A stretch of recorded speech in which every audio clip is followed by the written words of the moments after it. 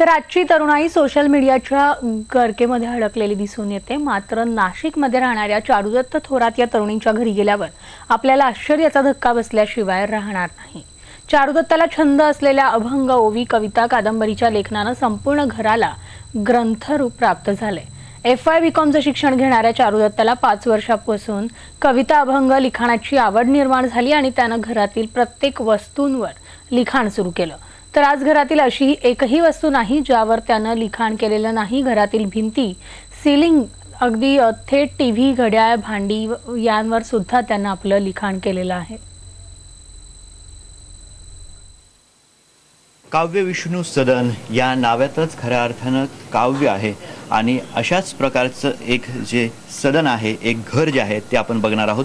घराच्या सुरुवातीला जर बघितलं तर या ठिकाणी आपल्याला अभंग या बेलवर दिसतात। त्यातूनच आपण समजू शकता की आतमध्ये जे आहे कशा प्रकारचं जे एक प्रकारे वातावरण आहे, कशा प्रकारे अभंग ओव्या लिहिलेल्या असतील त्या आपल्याला या ठिकाणी बघायला मिळणार आहे। आपण आता या चारुदत्त थोरात यांच्या घरात आलेलो आहोत। या ठिकाणची जर परिस्थिती आपण बघितली तर प्रत्येक घराच्या प्रत्येक वस्तूवरती अभंग ओव्या असलेल्या आपल्याला दिसून येत आहेत। आपण जर बघितलं फोटो फ्रेम असेल किंवा या ठिकाणी लाईट्स असतील, या ठिकाणी पूर्णतः ज्या हजारोच्या संख्येनं अक्षरांना स्वयंचलित लाखो असे अभंग आपल्याला या ठिकाणी लिहिलेले दिसून येतात। आपण आता आतमध्ये जाणार आहोत। आतमध्ये देखील अशाच प्रकारे जे आहे अभंग असतील, ओव्या असतील त्या लिहिलेल्या आपल्याला दिसून येतात। आपण जर या ठिकाणी आलो तर या ठिकाणचे बेसिंग सुद्धा जर बघितले आपण, त्या बेसिंगवर सुद्धा अभंग, ओव्या, कादंबऱ्या आपल्याला लिहिलेल्या दिसून येतात।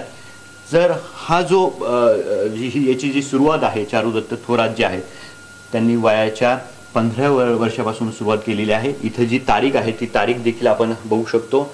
12/5/2014 7:30 वाजेपासून त्यांनी हे अभंग ओव्या जे आहेत त्या आपल्या घरातील प्रत्येक वस्तूवरती लिहायला सुरुवात केली। काव्य विष्णू सदन म्हणजे काव्यात्मक विष्णूंचं सदन, ज्याच्यामध्ये लोकांना जीवनाचा अर्थ कळेल, ज्याच्यामध्ये लोकांना आपल्या सुख आणि दुःखांना कसं दूर करायचं त्याचा सारासार वैज्ञानिक दृष्टिकोनातून याचा अर्थ सांगितलेला आहे।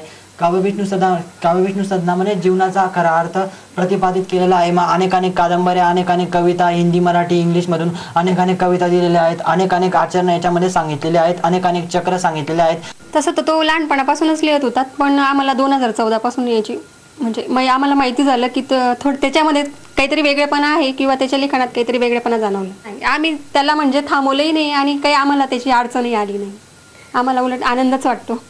नक्कीच आपण आई वडिलांच्या प्रतिक्रिया सुद्धा या ठिकाणी बघितलेल्या आहेत। त्यांना कौतुक आहे चारुदत्ताची की अशा प्रकारे त्यांनी ओव्या असतील, कादंबऱ्या असतील किंवा अभंग असतील ह्या लिहिलेल्या आहे आणि त्याच्यातून एक चांगल्या प्रकारचं मार्गदर्शन ते भावी पिढीला करताना आपल्याला दिसून येते।